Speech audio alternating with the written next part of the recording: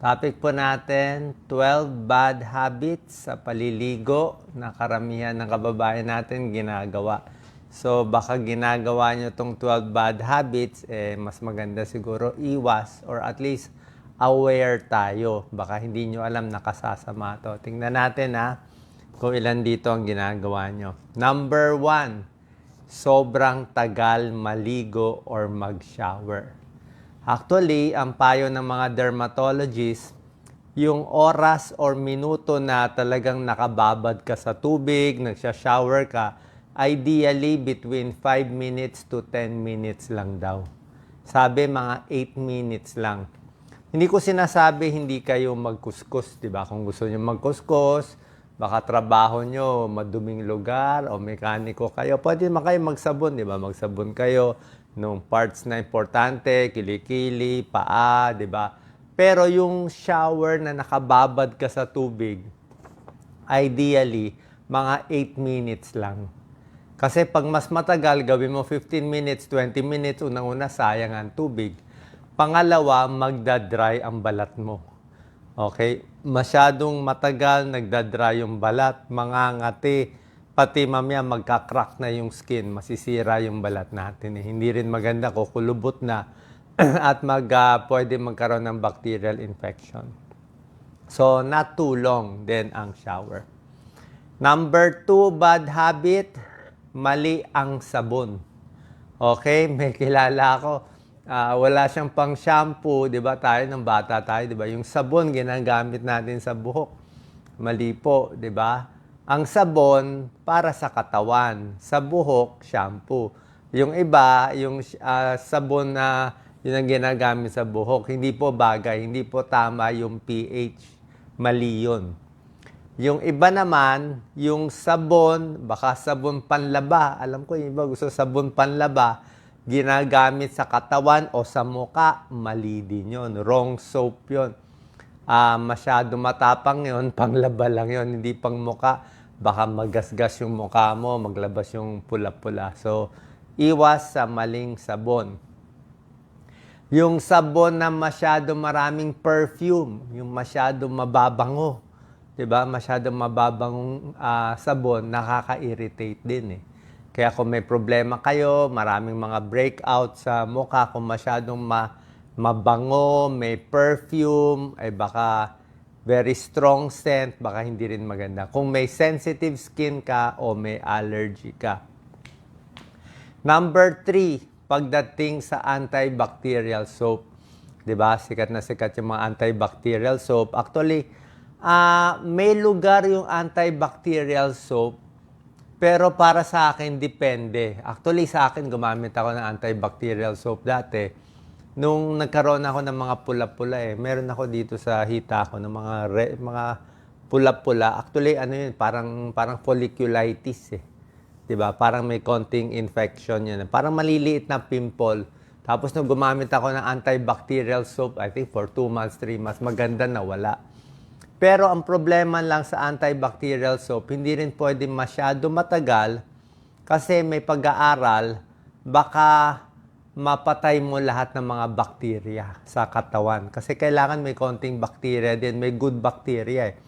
Pag lagi ka nag-antibacterial soap, ang paniniwala, baka matanggal lahat ng bakterya, yung good bacteria matanggal, tapos yung bad bacteria dadami. Pwede pa maging resistant sa antibiotic. Kasi may antibiotic yun eh.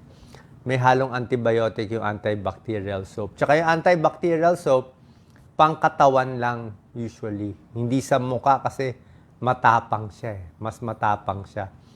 So, antibacterial soap, depende sa kondisyon, kung may infection ka ba. Pero pag sensitive skin, baka hindi pwede. Kung may eczema, baka ma-irritate ang balat mo. Okay? Ayoko magbanggit ng brand pero ako kasi ang ginagamit ko yung face ko kasi dry eh. Dry siya. Paano ko ba explain? Wala tayong na-advertise kasi ang binibili ko naman iba-iba eh. Minsan Tender Care, minsan Ivory, minsan Dove, halo-halo, iba-iba. Ivory, gusto ko sana siya walang amoy, Kaya lang nakaka-dry. Kaya pag ivory na gamit ko sa mukha dito, nagda-dry ako dito masyado. Ang pinaka-oily na nakikita ko yung Dove. Maraming Dove na oily. Parang very oily siya. Kaya yung Dove lang ginagamit ko sa mukha kasi lagi ako nagda-dry. Pag umiedad, mas dry tayo. Tandaan niyo, mas matanda, mas dry. Mas bata, mas oily ka. Kaya bata nga, mas malakas yung body odor. Mas matanda, less body odor na eh. So, yun lang po yung mga ano natin. Okay, wala tayong na-advertise. Piliin nyo na lang yung babagay sa inyo. Number 4, bad habits. Baka ginagawa nyo yung sobrang hilod. Like yung nanay ko, nung nabubuhay siya, hilod. Alam niyo yung mga matatanda, mahilig sa hilod. Ngayon, kung meron ka, like ito, meron ako dito, di ba? Dito sa siko natin, may maitim, di ba? Kasi lagi tayo nakaganyan eh. Nakapatong dito, di ba? Pag ibang tao, lalo na pag mga matatanda, nakakita sila ng maitim na ganito, ang gagawin nila, kukuha sila ng hilod, kukuha sila ng bato o lufa, lalo nila kukuskusin. Bawal na bawal yun. Magagalit ng dermatologist. Okay? Kasi bawal ang mga K. Basta meron ka ng pangingitim, meron ka ng pangangapal, bawal ang K. Ano ang K? Bawal kuskusin, bawal kutkutin, bawal kamutin, kalkalin, lahat ng K bawal gawin. Kasi pag ganyan irritated siya, lalo mong kukuskusin, lalo siya mangingitim. Pag tinuloy mo pa kuskus, magsusugat na yan, magdudugo na yan, kakapal yung balat, kakapal na yan, magkakaliw yan, dugo yan ng dugo. Tawag yan neurodermatitis. Kaya may tao yung, actually ito medyo may pagka-mental health problem yun, yung kamot ng kamot.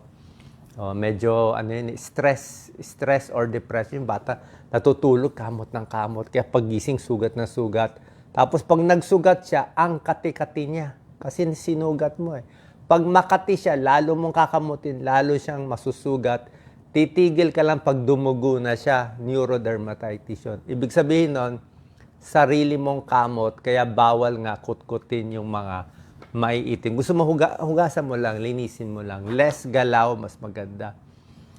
Kailan pwede maghilod? Siguro, baka iba yung sa paa, kung may kalyo o talagang talagang madumi, 'di ba? Doon lang sa mga important part siguro, 'di ba? Pero basically, kung wala naman dumikit na dumi sa inyo, baka hindi naman kailangan talaga maghilod, maglufa. Pwede naman tuwalya na lang o bimpo. Okay, wag yung matatapang na scrub. Number 5 tip. Ito, cold o hot water. Ito issue, 'di ba? Ngayon, sa number 5, hindi maganda yung sobrang init, di ba? Pag sobrang init yung tubig mo, mapapasok ka, madadry ka talaga, mamumula ka. Sobrang lamig, hindi rin maganda. Kasi, actually, ito may hindi naman controversy, may kanya-kanya to. Pag gusto mo cold water, may benefits, may pro and con ng cold water. Ang cold water, kung bata ka pa, okay. Cold water, pampagising, sa umaga, cold water, papasok ka. Mga atleta, after mga workout ng mga young athletes, cold water, kaya nila yan. Kung may mga sugat-sugat ka, nangangati, maganda cold water. Pero, kung matanda ka na, yung cold water, medyo matindi sa immune system mo. Parang, hindi ka ready. Kasi gusto ng katawan mo 37 degrees. Tapos malamig, manginginig ka eh. Bata, okay lang manginig. Diba? More metabolism. Sabi nga nila, nakakapayat yung maliligo ng malamig kasi manginginig ka. Pero kung matanda na, mahina na, may sakit ka pa, yung cold water, baka hindi mo nakakayanin. Mas maganda na yung lukewarm, maligamgam na tubig, tamang-tamang init. Okay, so dapat sakto lang yung init. Tapos, mga 5 to 10 minutes lang. Ngayon, pag mainit na ang ligo mo, kung matatapos ka na, natanggal mo na lahat ng sabon, sa buhok, sa baro, sa katawan, pwede mo naman ilamig yung dulo. Yung sa dulo na sa ending, medyo cold, pwede rin. Parang panglinis lang, pwede yon. Number 6, na bawal gawin. Ito, kasalanan natin to lahat. Huwag masyadong magsasabon sa mga parte na hindi na dapat sinasabon. Ano yung mga parte hindi sinasabon na dapat? Yung mga private parts to. Okay? Sa babae, sa maselan parte, sa puwerta, kahit sa lalaki, sa maselan parte. Hindi mo kailangan, kasi very sensitive ang skin ng lalaki, babae doon sa private part. Masyadong manipis. Tapos, ang sabon mo, ang tapang-tapang, kukuskusin mo, hindi po pwede. Lalo ma-irritate yung puwerta sa babae o sa lalaki. Yung private part din ng lalaki, pwede mamula, ma-irritate, baka lalo nga magkaroon ng discharge. Sa babae nga, nagkakos ng bacterial vaginosis pag masyado mong Actually, tubig lang eh. Kung gusto mo konting sabon, dapat malabnaw na malabnaw. Okay? Ang magandang sinasabon itong parts. Anong parte ba ng katawan yung maamoy talaga? Yung kilikili, maamoy. Diba? Iba kasi yung sweat glands ng kilikili. Yung kilikili talaga, iba yung lumalabas na amoy. Yung pwede mo sabunin. Singit, sa singit, sa balat, pwede rin. Sa paa, nangangamoy din yung paa natin, sa daliri ng paa, yun ang mga sinasabon na parts. Actually, sa leeg, di naman gano'n dapat nangangamoy. More kilikili, singit, paa, yun talaga maaamoy na parts. Number 7, ito, pagdating sa shampoo, ito, pagkakamali ko. Yung iba ang tipid-tipid mag-shampoo, di ba? Di ba? Pag sobra tipid, baliwala eh. Pag magsha-shampoo naman, hindi pwede sobrang konti, pero ako minsan, sobra daming shampoo. Di ba? Minsan, pagbuhos mo, napaparami. So, pag sobrang daming shampoo, hindi rin maganda. Okay, ma-over ka sa shampoo. May strip mo yung natural oil ng hair, magdadry ang buhok mo pag sinobrahan mo sa shampoo. Sakto lang.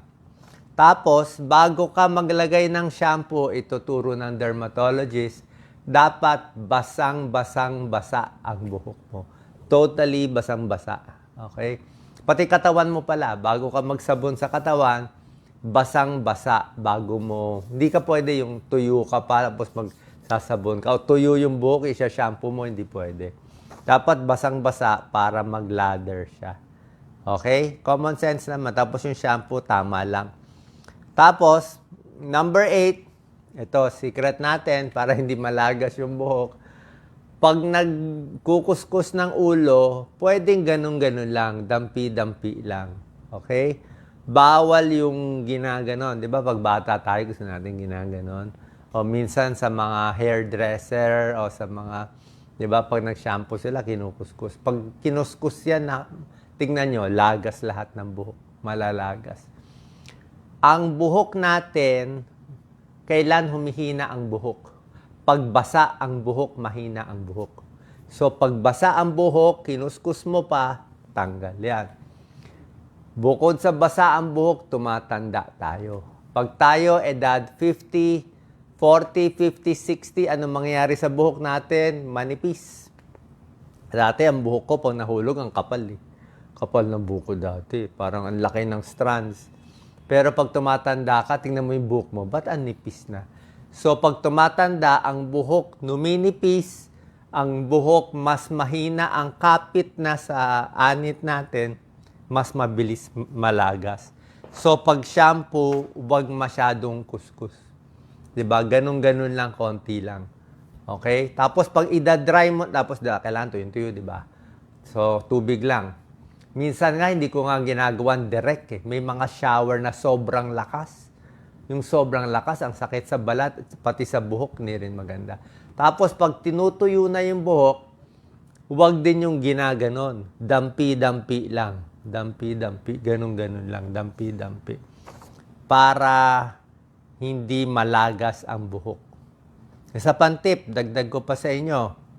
Diba? Number 8 yun. Don't scrub to, Yung mga ibang babae, may tinatali sa buhok. Diba yung tinatali?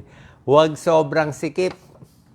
Yung pagkaligo, nilalagyan nila ng towel dito. Pag sobrang sikip, hindi rin maganda. Napupul yung buhok. Malalagas din yung buhok. Number 9 tip na bawal pag maliligo, dapat may konting hangin. Ito para sa mga elderly.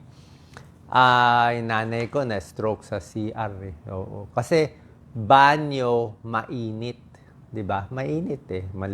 Banyo sarado, walang hangin, 'di ba? Mainit na, walang hangin pa, tapos nagbubuhos ka pa, tapos may edad ka na, may high blood ka, marami na aksidente sa banyo. Kaya dapat may hangin. Kung sobrang init nga sa Pilipinas, pwede nga may aircon or may electric fan o bukas yung bintana. 'Di ba? Ako nga minsan sa may edad, tingin ko pag may edad, wag na lang ilak eh. Wag na lang ilak. Kasi baka may mangyari, matumba eh. Baka matumba yung tao, hindi makapasok, lalo na kung matanda naman, sino bang titingin ba? So, need ventilation. Tapos sa CR number 9, gusto ko pa may silya, lalo na kung may edad na. Kasi pag nagsha-shampoo ka, tumama sa mata, baka matumba, daming aksidente. Number 10, very important, lagi ako may grab bar. Lahat ng banyo, yung bar, kala nyo baliwala, pero hawakan yun eh. Hawakan. Tapos yung floor, wag basa, ang dami natutumba sa CR. Sobra dami natutumba. Minsan pa kami nakokuryente sa mga heater. Yung heater, minsan nakokuryente pa sila. Delikado. Wag magdadala ng mga electronic equipment, cellphone, charger, laptop. Ako, pumunta sa tubig, makuryente kayo, patay tayo dyan. Diba? Common sense. Mga electrical, wag na doon. Ilayo mo yung music mo, wag doon sa banyo. Number 11, hygiene to. Yung mga basang towel, basang baro, wag ilalagay sa banyo. Kasi mag-aamag yan. Kailangan hinuhugasan ang towel. Diyan nag-i-infection. Kaya nag-aalipunga, jack itch, pati sa singit, nangangati-ngati, athlete's foot, nagkakaroon ng kulugo, warts, dahil madumi. And number 10, kailangan nililinis yung banyo from time to time. Yung shower curtain, marami daw bacteria sa shower curtain, sa inidoro, tapos pati yung shower head. Yan ang mga kailangan nililinis. So ito, hindi natin ginagawa to, di ba? Ito mga 12 na maling gawain kadalasan, kahit ako, minsan nakakaligtaan natin. Final tips, meron ako 8 tips ano dapat gawin habang naliligo. Number 1, syempre, maligamgam na tubig. Number 2, kailangan mag-moisturizer afterwards. Okay, moisturizer. Kahit ano lang moisturizer, kahit mura lang. Ako nga, minsan nga, yung pinaka-lotion, pwede rin naman sa mukha eh. Diba? Ako nagtitipid. Number 3, kailangan pag magtutuyo ng tubig, kailangan tuyong-tuyo ka. Wala na natitirang sabon at magtutuyo pala maigi. Ito very important. Minsan naligo ka na, after 1 hour may body odor ka. Bakit? Hindi mo tinuyo yung kilikili, di ba?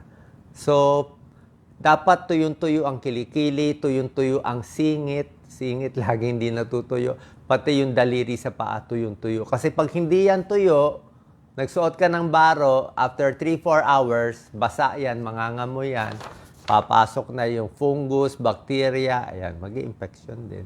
Ituyo mo maigi. Okay? Shampoo, number 5, bathroom well ventilated. Number 6, dapat hindi madadapa. Number 7, dry pot lang, lalo na huwag masyado magkukuskus, tapos moisturizer afterwards. Okay? Sana po nakatulong tong video natin. Sa tamang paliligo, may nagtatanong din, ano daw uunahin, ulo, paa. Nasa sa inyo, pero usually, shoulder naman una pababa eh. Ako, hinuhuli ko yung sa buhok, pati sa mukha. May nagtatanong din, pwede ba maligo 2 times in a day? Medyo sobra ang 2 times, dapat 1 time lang siguro. Pag dalawa, baka ma-dry masyado. At may nagtatanong din kung masama ba maligo sa gabi. Yan, controversial. Baka daw ma-wet lungs, ma-pulmonya, ma-arthritis sa gabi, ma-anemic. Wala pong katotohanan yun, not true. Tingnan nyo naman yung sa ibang bansa, lahat sila sa gabi naliligo. Diba? Ako, lagi ako sa gabi naliligo, buong buhay ko sa gabi. Bakit? Sa Maynila, ang dumi-dumi tayo sa buong araw, di ba? Pag naligo ka sa gabi, lalo na warm water, mas masarap ang tulog. Mas maganda circulation. Mas relax ka sa gabi, di ba? Tsaka pag malinis ka sa gabi, lalo na yung buhok mo, hindi ka magkakatigyawat. Kasi hihiga ka na, biro mo, yung buhok mo, nandiyan ka sa kali buong araw, mahihiga ka na madumi ang buhok. Di yung unan mo ang dumi. So pag ang dumi ng unan mo, ang dumi ng kumot mo, tapos iikot-ikot ka natutulog, yung dumi ng buhok pumunta sa unan, pag ganyan mo, pupunta sa mukha mo, magkakatigyawat ka. Okay? So, mas maganda maligo sa gabi. Para doon sa sanay sa maligo sa gabi. Pwede ba maligo pagkatapos mag-exercise? Diba? Baka daw mapasma.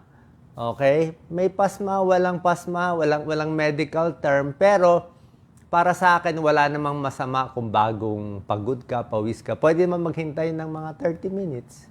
Diba? Pahinga mo muna. Relax ka muna. Galing ka sa init. Diba? Relax muna.